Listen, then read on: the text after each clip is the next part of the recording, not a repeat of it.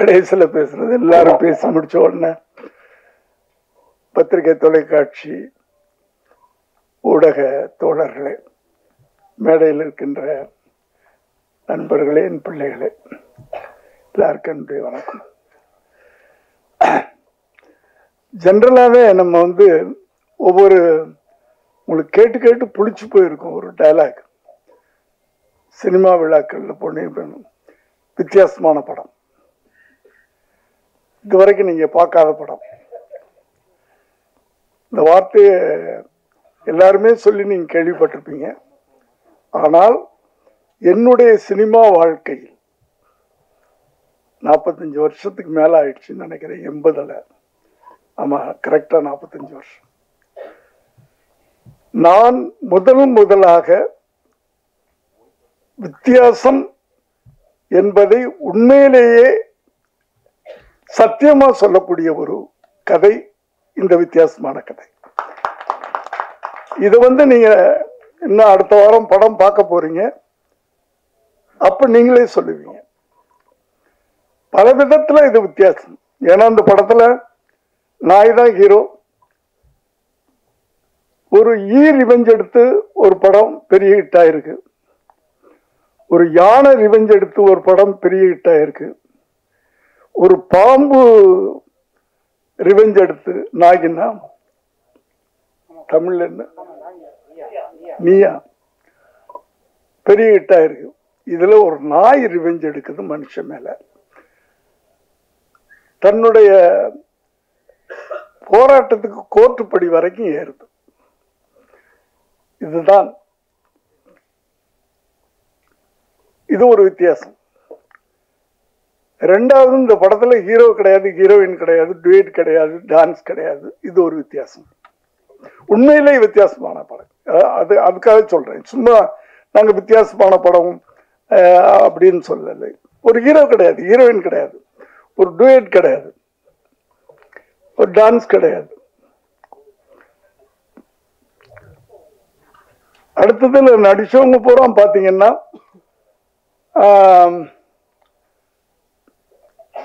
நான் ஒரு 80 வயசு குறைச்சு சொல்றேன், பரவாயில்ல.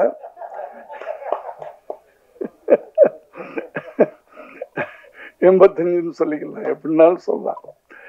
கடவுள் இன்னும் என்ன கொண்டாந்து இங்க நிறுத்தி வச்சிருக்கிறாரு, அவருக்கு நன்றி.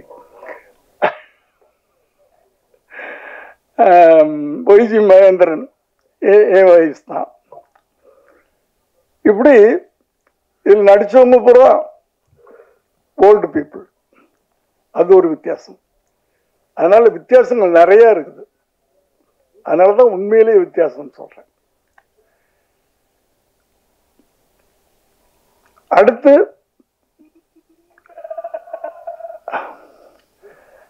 என்னை பத்தி எல்லாரும் பேசுனாங்க. அது எனக்கு கடவுள் கொடுத்த ஒரு கிஃப்ட்.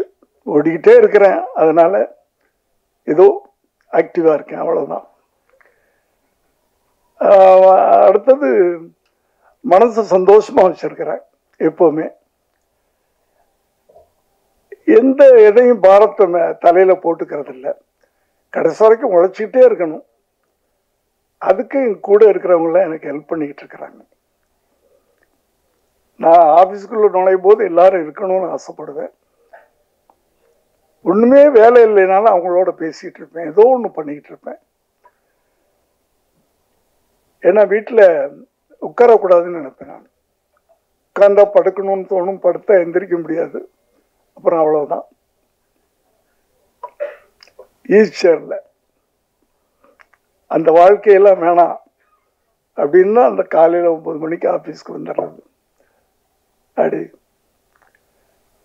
அடுத்து ஒரு பெரிய வித்தியாசம், இந்த இன்னைக்கு ஃபங்க்ஷன்ல எங்களுடைய படத்தில் சம்பந்தப்பட்டவங்க மட்டும்தான் மேடையில் இருக்கிறோம்.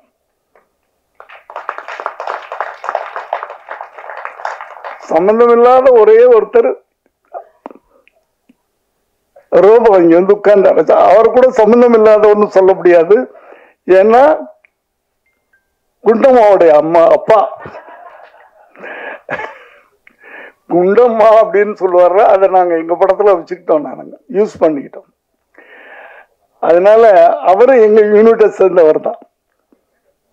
அதனால நாங்கள் தான் அந்த எங்கள் ஃபங்க்ஷனுக்கு சீஃப் கெஸ்ட். அதுலேயும் ஒரு வித்தியாசம் தான்.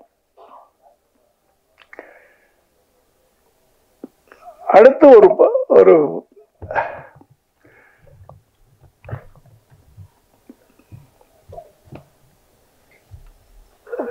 ஒரு என்ன சொல்றதுன்னு எனக்கு என்ன எல்லாரும் எல்லாம் பேசிட்டாங்க. எனக்கு என்ன பேசுறதுன்னு தெரியல.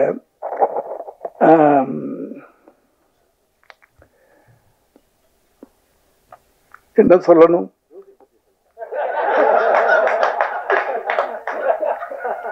அதாவது ஜனவரி மாசம் குளிர்ல நாங்க போனோம். அது அந்த அந்த அந்த எக்ஸ்பீரியன்ஸே ஒரு பெரிய எக்ஸ்பீரியன்ஸ். அது கொடைக்கானல்ல நடுங்கிக்கிட்டே ஷூட்டிங் பண்ணோம். ஆனால் அந்த ஷூட்டிங் ஆரம்பிச்ச உடனே அந்த நடுக்கமெல்லாம் போயிடும். அவங்க சொன்ன மாதிரி ஜுரங்கிறலாம் அது எனக்கு ஜுரம் வந்தே இத்தனை வருஷத்துல ஜுரம்னு வந்ததே கிடையாது. அங்கே ஏதோ வந்துருச்சு 102 டிகிரின்ட்டாங்க. ஆனால் எனக்கு தெரியும், நான் ஷூட்டிங் ஸ்பாட்டுக்கு போனால் ஜுரம் போயிடும்னு எனக்கு தெரியும். அந்த ஒரு நம்பிக்கை எனக்கு. ஒர்க்குக்கு போனேன்னா ஜுரம் போயிடும். அந்த தைரியத்தில் தான் அன்னைக்கு போனேன். சொன்ன மாதிரியே போனோடனே அன்னைக்குன்னு பார்த்து தண்ணியிலாம் இறக்கி குளிக்க வச்சுட்டாங்க, ஃபால்ஸ்ல எல்லாம். ஸோ ஜுரம் போயிடுச்சு. அதான் ஜுரம்ன்றது நம்ம நினைக்கிறது தானே, வியாதின்றது நம்ம நினைக்கிறது தானே.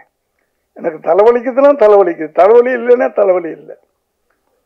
அப்படி வாழ்க்கை நம்ம அவ்வளவு ஈஸியா எடுத்துக்கிட்டோம்னா கடைசி வரைக்கும் நல்லா இருக்கலாம். அடுத்தது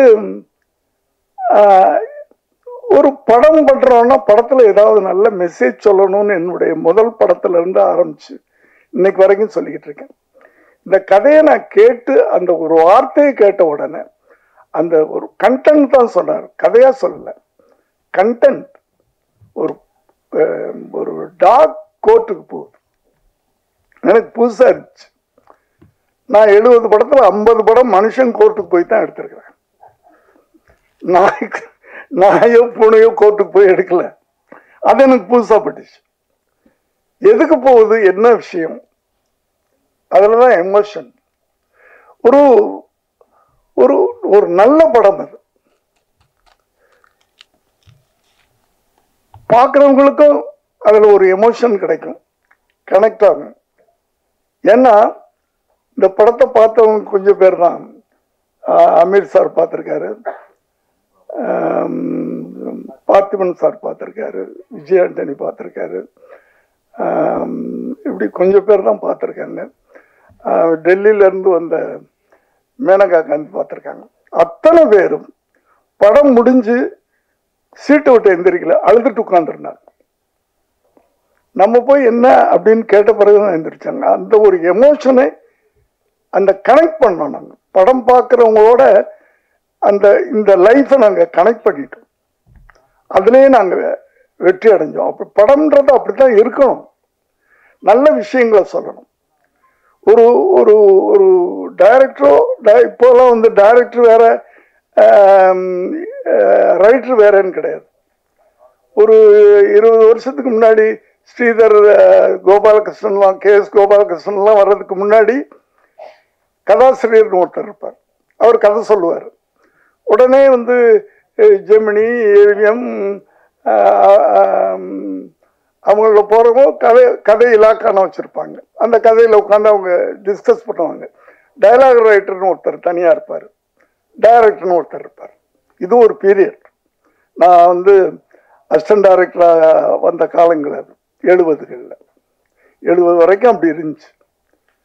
இந்த ஸ்ரீதர் கோபாலகிருஷ்ணன் அவங்களாம் வரும்போது ரைட்டர் டைரக்டர் ஆயிட்டாங்க.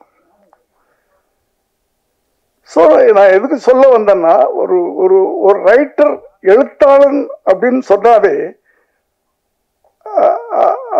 அந்த எழுத்தாளனுக்கு ஒரு பொறுப்புணர்வு வேணும். ஏன்னா அந்த எழுத்தாளன் தான் ஒரு கதாநாயகனுடைய கேரக்டர் படைக்கிறான். அவன ஒரு படைப்பாளி. அந்த அந்த ஏன்னா இங்கெல்லாம் வந்து வெறும் நடிகர்கள் மாத்திரம் நம்ம கொண்டாடுறது கிடையாது, டைரக்டர்ஸையும் கொண்டாடுறேன் நான். ஒரு ஹீரோ லெவலுக்கு டைரக்டர்ஸையும் கொண்டாடுறோம். ஸோ அவங்களுக்கு ஒரு பொறுப்புணர்வு வேணும், ஒரு நல்ல படம் கொடுக்கணும். அந்த படத்தை பார்த்தா 4 பேர் அதை ஒரு ஐக்கானை எடுத்துக்கிறோம். ஒரு மனுஷனை பார்த்து நம்ம ஐக்கான் சொல்றதை விட ஒரு படமும் ஒரு ஐக்கான் தான், ஒரு படிப்பினை தான். அந்த காலத்து படங்கள்லாம் அப்படிதான் இருந்துச்சு.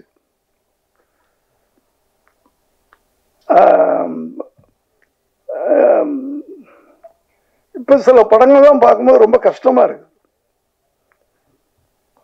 ரொம்ப கஷ்டமா இருக்கு. தனியா சொல்லணும். ஏன்னா ஒரு ஒரு எழுத்தாளன் படம் பார்க்கிறவனுக்கு ஒரு ஐக்கானா இருக்கணும், ஒரு முன்னோடியா இருக்கணும். அவன் படைக்கின்ற படைப்புகள், கதாபாத்திரங்கள் அப்படி இருக்கணும். இவட மாதிரி நம்ம வாழணும் அப்படின்னு இருக்கணும். கத்தி எடுத்து தலை வெட்டு, கையை வெட்டு, இப்படியே விட்டு அப்படின்னு சொல்லிட்டு படம் பார்த்துட்டு வெளியே போனவன்னா அவனும் கத்தி எடுத்துட்டு கையை விட்டு காலை விட்டுக்கிட்டு இருந்தா இந்த இளைய சமுதாயம் என்ன ஆகுறது? அந்த பொறுப்புணர்வு, சினிமான்றது சாதாரண விஷயம் இல்லை. இப்போ இந்த படம் வந்து ஒரு கத்தி இல்லை, ரத்தம் இல்லை, துப்பாக்கி சத்தம் இல்லை, ஆனால் ஒரு ஒரு பவர்ஃபுல்லான விஷயம் இருக்கு, பவர்ஃபுல்லான விஷயம் இருக்கு. ஆனா அந்த பவர்ஃபுல்லான விஷயத்தை நாங்க சீரியஸா சொல்லல. அதான் இதனுடைய வெற்றிக்கு அது ஒரு காரணமா இருக்கும். ரொம்ப சீரியஸான விஷயத்த ரொம்ப சீரியஸா சொன்னாலும் கஷ்டப்பட்டுருவீங்க. ரொம்ப யதார்த்தமா அழகா அப்படியே சிரிக்க வச்சுக்கிட்டே அப்படியே கொண்டு போறது, நல்ல விஷயங்களை சொல்லணும்.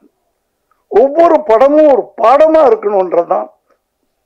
ஆனா இப்போ வர நல்ல படங்கள் பண்றாங்க, அவங்களை நான் யாரையும் தப்புன்னு சொல்ல வரல. ஆனால் அவர்கள் அந்த படங்களை பார்த்து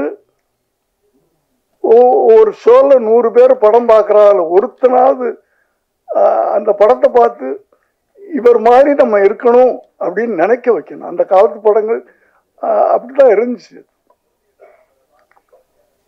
இது ஒரு நான் வயலண்ட் படம், நான் வயலண்டா ஆனா பவர்ஃபுல்லான படம்.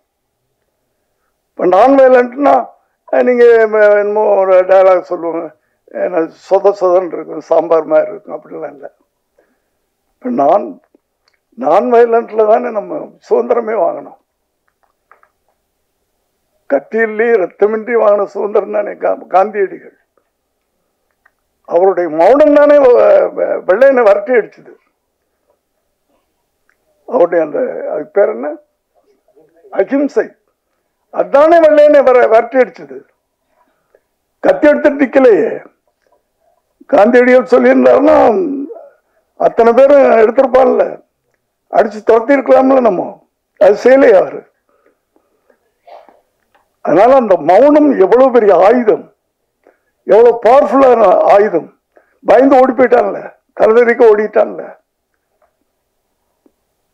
அப்படி நான் வயலன்ஸ் சொல்றது கூட பவர்ஃபுல்லான இருக்கும். இது நான் வயலன்ஸ் படம், ஆனா பவர்ஃபுல்லான படம். அப்படி ஒவ்வொரு எழுத்தாளர்களும் இளைய சமுதாயங்களுக்கு ஒரு முன்னோடிகளாக இருக்கணும் அப்படின்றது ஒரு வயசான ஒரு எழுத்தாளனா நான் ஆசைப்படுறேன். ஒரு காலத்துல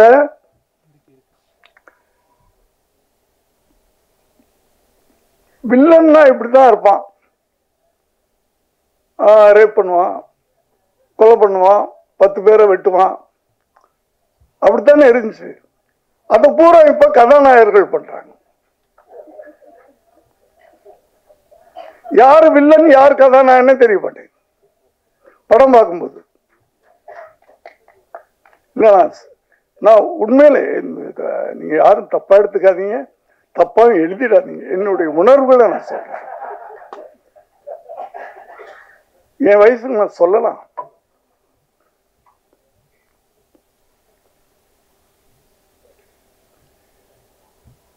யாரு ஏன்னா படம் பார்க்குற யூத் அவங்களை எப்படி நம்ம கொண்டு போகணும்?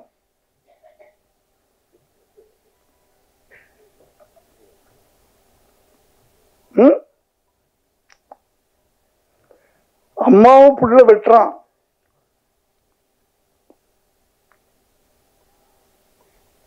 மாமியார் மருமகளும் சேர்ந்துக்கிட்டு என்ன பிள்ளைய கொள்றாங்க, அப்பாவை கொள்றாங்க. இப்படியெல்லாம் நடந்துகிட்டு இருக்கிற ஒரு சமுதாயத்தை நம்ம கரெக்ட் பண்ணணும்னா சினிமா ஒரு ஒரு அறிஞர்டா சொல்லுவார், சினிமா மாதிரி ஒரு பயங்கரமான ஆயுதம் வேற எதுவும் இல்லை. அந்த ஆயுதத்தை கரெக்டா நம்ம யூஸ் பண்ணோம்னா இந்த இளைய சமுதாயத்தை திருத்த முடியும். அது ஒவ்வொரு எழுத்தாளருக்கும், எழுத்தாளனா இருக்கட்டும் இயக்குனரா இருக்கட்டும், ரெண்டு பேரும் ஒண்ணுதானே. இப்போ அவங்களுக்கு இந்த பொறுப்புணர்வு, கடமை உணர்வு, சமூக உணர்வு, எல்லாத்தையும் விட அந்த சமூக உணர்வு.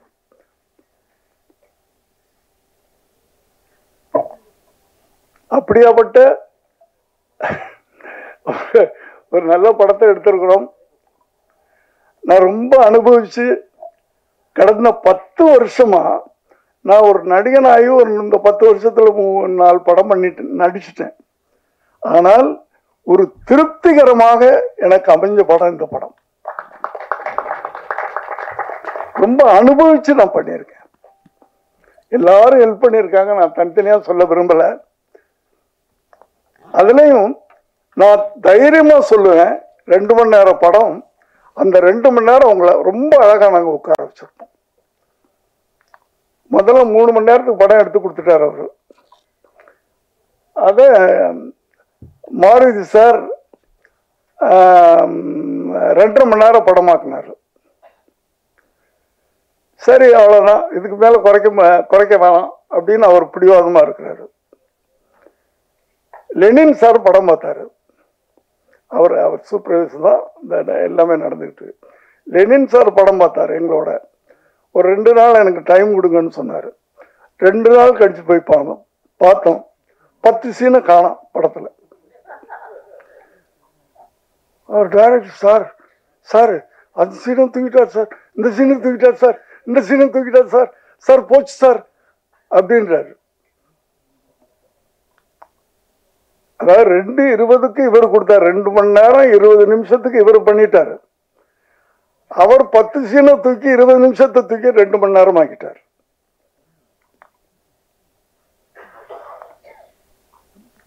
அவ்வளவு ஷார்ப்பா இன்னைக்கு அப்படி இருக்குது படம். லெனின் சாருக்கு நன்றி. 3 மணி நேரத்தை 2.5 மணி நேரம் ஆக்குனீங்க, 2.5 மணி நேரத்தை 2 மணி நேரம் ஆக்கினார். அப்படி எல்லாருமே பண்ணியிருக்கிறாங்க. டிஓபி சொல்லணும், நான் எங்க குண்டமாவை சொல்லணும். குண்டமா தப்பா எடுத்துக்க, ஸ்டேஜில் செல்லமன் நான் சொல்றேன். ரொம்ப எல்லாருமே ஒரு குடும்பம், எல்லாருமே பேசுனதே. இங்க டைரக்டர் யாரு, ப்ரொடியூசர் யாரு, அதெல்லாம் கிடையாது. நான் எல்லாரையும் போட வாடான்னு சொல்லுவேன். அது பாசத்துல பிள்ளைங்களை சொல்ற மாதிரி நான் சொல்லுவேன். ஒரு குடும்பம் மாதிரி இருந்து ஒரு படத்தை எடுத்திருக்கிறோம், எல்லாரும் உழைச்சிருக்கிறோம். இந்த படம் வெற்றி அடைஞ்சா, பெரிய சூப்பர் ஹீரோ எல்லாம் நடிக்கல, இதுல நடிச்ச ஒரே சூப்பர் ஸ்டார் அதுதான், பைரவா தான். நாங்கெல்லாம் துணை நடிகர்கள், உதிரி பூக்கள். நாங்கெல்லாம் ஒரு ஃபுல் மாலை எதுன்னா அதுதான் போடணும். இந்த உதிரி பூக்களையெல்லாம் சேர்ந்து பண்ணியிருக்காங்க. எல்லா சேர்ந்து உதவி இயக்குனர்கள் அத்தனை பேரையும் நான் ரொம்ப, ஏன்னா நான் 7 மணிக்கெல்லாம் போய் நின்றுவேன் ஷூட்டிங் ஸ்பாட்ல. அதுவே எல்லாரும் கடுப்பா இருக்கும் பசங்களுக்கெல்லாம். என்னடா இந்த மனுஷன் தூங்க மாட்டேன்றான், வந்து நின்றான், நம்மளையும் தூங்க விட மாட்டேன்றான் அப்படின்லாம் இந்த படம் பண்ணியிருக்கிறோம். இந்த படத்தினுடைய வெற்றி ஒரு புது இயக்குனரை கொடுக்கும். புது இயக்குனர்னா ஒரு இன்னும் புது புது ஐடியா வச்சிருக்காரு. அந்த புது புது ஐடியாக்கள்ல படம் வரும். ஒரு ஒரு சாதாரண ஒரு இளைஞன் ஒரு கஷ்டப்பட்டு ஒரு படம் ப்ரொடியூசர் ஆயிருக்கான். அவன் ஒரு அடுத்த படம் எடுக்க முடியும். இந்த படத்தின் வெற்றி. ஆகவே நீங்கெல்லாம் நிறைய சூப்பர் ஸ்டார்கள் நடிச்ச படங்களை எல்லாம் பார்த்துருப்பீங்க. இது இந்த சூப்பர் ஸ்டார் நடிச்சிருக்க படம். நாங்கெல்லாம் சேர்ந்து ஒரு நல்ல, திரும்ப திரும்ப சொல்றேன், ஒரு நல்ல படம் அடுத்த வாரம் நீங்க பார்க்க போறீங்க. உங்களுடைய என்கரேஜ்மெண்ட்ஸ்ல அந்த டைரக்டர் பெரிய டைரக்டரா வரணும், இந்த ப்ரொடியூசர் பெரிய ப்ரொடியூசரா வரணும். இந்த மியூசிக் இதுல இந்த படத்தை 2 இடங்கள்ல 2 கட்டங்கள்ல, எடிட்டிங்க்கு முன்னாடி, எடிட்டிங்க்கு பிறகு, பிஃபோர் எடிட்டிங் ஆஃப்டர் எடிட்டிங் ஒரு உருமாறுச்சு படம். அதே மாதிரி பிஃபோர் ரீ ரெக்கார்டிங் ஆஃப்டர் ரீ ரெக்கார்டிங் பேக்ரவுண்ட் மியூசிக். அதாவது ஒரு நாயுடைய ஃபீலிங்ஸ், அதோடைய எமோஷன், நாய் ஃபீல் பண்ணுது அப்படின்றத மியூசிக்ல சொல்றாரு. நாய் சந்தோஷமா இருக்குது அப்படின்றத மியூசிக்ல சொல்றாரு. நாய் ரிவெஞ்ச் எடுக்குது மியூசிக்ல சொல்றாரு. சோ இந்த படம் நிச்சயமா வெற்றி அடையும். அது நம்பிக்கை தான். என் வாழ்க்கையில் நம்பிக்கையில தான் நான் ஓடிக்கிட்டு இருக்கேன், நம்பிக்கையில நான் நடந்துகிட்டு இருக்கேன். இந்த படத்துக்கு பிறகு கூரனுக்கு பிறகு விபின், கூரனுக்கு முன்பு விபின். நிச்சயமா எனக்கு நல்ல பேர் கிடைக்கும், நிச்சயமா பேர் கிடைக்கும். இதுல நடிச்ச அத்தனை பேருக்கும் பேர் கிடைக்கும். காரணம் ஒரு வித்தியாசமான கதைக்களம். அந்த வித்தியாசமான கதைக்களம் ஒரு நடிகனை உருவாக்குறோம். எப்படி உருவாக்குறது? இது நான் எங்க கதையை விட்டுட்டு போறேன், பரவாயில்ல. இப்போ விஜயகாந்தோடு நான் நிறைய படம் பண்ணியிருக்கிறேன். நீங்க முதல் படத்துல இருந்து பார்த்திருக்கலாம், சட்டம் ஒரு இருட்டறை. நானும் விஜயகாந்தும், நான் புதுமுகம், அவரும் ஏறக்குறைய ஒரு படம் நடிச்சவர். டெக்னீஷியன், பெரிய டெக்னீஷியன் போடலாம், மற்றவங்களாம் அப்படித்தான் பண்றாங்க. ஒரு பெரிய கேமராமேன், ஒரு பெரிய மியூசிக் டைரக்டர், இதெல்லாம் போட்டு படம் எடுக்கலாம். பட் என்னென்ன அவுட்புட் வரும்போது படம் சக்சஸ் ஆகும். ஆனால் அந்த ஹீரோனால படம் ஓடிச்சா? இல்லப்பா, அந்த ஒளிப்பதிவாளர்னால ஓடிச்சு, இந்த மியூசிக் டைரக்டர்னால ஓடிச்சு அப்படின்னு சொன்னாவே அந்த ஹீரோவுக்கு வேல்யூ இல்லைன்னு நினைக்கிறேன் நான். ஸோ விஜயகாந்த் படம், நான் பண்ற படங்கள்லாம் பார்த்தீங்கன்னா புது கேமராமேன், புது எடிட்டர், புது டைரக்டர், நான் புது டைரக்டர், இப்படித்தான் இருக்கும். அப்பதான் அந்த வெற்றி முழுக்க அந்த ஹீரோ தலையில போய் உட்காரும். அப்பதான் அந்த ஹீரோ ஒரு தலைவனாக முடியும் பின்னாடி. அந்த வெற்றி முழுக்க அந்த ஹீரோ மேல உட்காரணும். அப்பதான் அந்த ஒரு ஹீரோவை நம்ம மோல்டு பண்றதுன்றது ஒண்ணு இருக்குல்ல. ஒரு பெரிய இயக்குனருடைய இயக்கத்துல ஒரு ஹீரோ நடிச்சு அந்த படம் ஓடுது அப்படின்னா, அடுத்த படம் என்ன ஆகும்? அந்த ஹீரோ நடிக்கிற படம் அந்த எக்ஸ்பெக்டேஷனுக்கு பார்ப்பாங்க. இல்லைன்னா அவ்வளவுதான் வரும். இதுக்கு பல உதாரணங்கள் இருக்கு, நான் பேரெல்லாம் சொல்ல விரும்பல. அதே மாதிரிதான் நான் என் மகனை கூட நான் ப்ரமோட் பண்ணது. ஏன்னா அவரை அறிமுகப்படுத்தும் போது 92ல நான் பீக்ல இருக்கிறேன். இந்தி படங்கள் அது இது பண்ணிக்கிட்டு நல்ல இன்கம்லாம் அப்படி வந்துக்கிட்டு இருக்கு. பெரிய மியூசிக் டைரக்டர் போட்டிருக்கலாம், பெரிய கேமராமேனை போட்டிருக்கலாம், புது கேமராமேன் நாளை தீர்ப்பில் ஒரு லேடி, ஒரு புது மியூசிக் டைரக்டர். ஏன்னா அந்த படம் வெற்றி அடைஞ்சால் அது அந்த முழுக்க முழுக்க ஹீரோ மேல போகணும். இப்படித்தான் நீங்க முதல்ல ஒரு 10 படம் நீங்க விஜயோடைய படம் பார்த்தீங்கன்னா தெரியும், பெரிய டெக்னீஷியன்ஸே இருக்க மாட்டாங்க. இதான் ப்ரமோஷன், ஹீரோவை ப்ரமோட் பண்றது. கொஞ்சம் கொஞ்சமா அந்த ஹீரோவால படம் ஓடிச்சு, அந்த ஹீரோவால படம் ஓடிச்சு, அந்த ஹீரோவால படம் ஓடிச்சுன்னு சொல்லும்போது தான் அந்த ஹீரோவுக்கு வேல்யூ வரும். இப்படி உருவாக்குறது தான். ஒரு ஹீரோ உருவாக்குறதுன்றது சாதாரண விஷயம் இல்லை.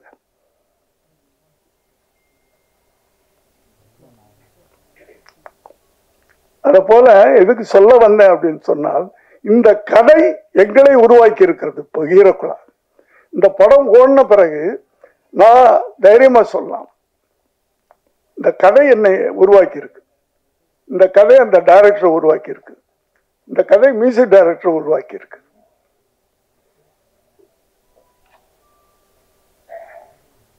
அதனால எல்லாமே சாதாரண மாணவர்கள் பண்ண படம். பெரிய பெரிய இயக்குநர்கள், பெரிய பெரிய நடிகர்கள் படங்களையெல்லாம் நீங்க வந்து ஆகா ஊகன்னு சொல்றது பெரிய விஷயம் இல்லை. அந்த படங்களுக்கெல்லாம் வந்து விளம்பரம் தேவையில்லை. ஏன்னா அவங்கெல்லாம் ரசிகர்கள் வச்சிருக்காங்க, ரசிகர்கள் பட்டாளம் இருக்கு. நீங்க விளம்பரம் கொடுத்தாலும் கொடுக்கலைனாலும். ஆனால் இப்படிப்பட்ட படங்களுக்கு நீங்கள் ப்ரமோஷன் பண்ணணும். உங்களுக்கு பிடிச்சா, நான் திரும்ப சொல்றேன், நல்லா இல்லாத படத்தை ப்ரமோட் பண்ண வேண்டாம். படம் நல்லாக இருந்தால் இந்த படத்தை நீங்க ஓட்டி காட்டணும். அது உங்களை நான் கேட்டுக்கிறேன். நன்றி, வணக்கம்.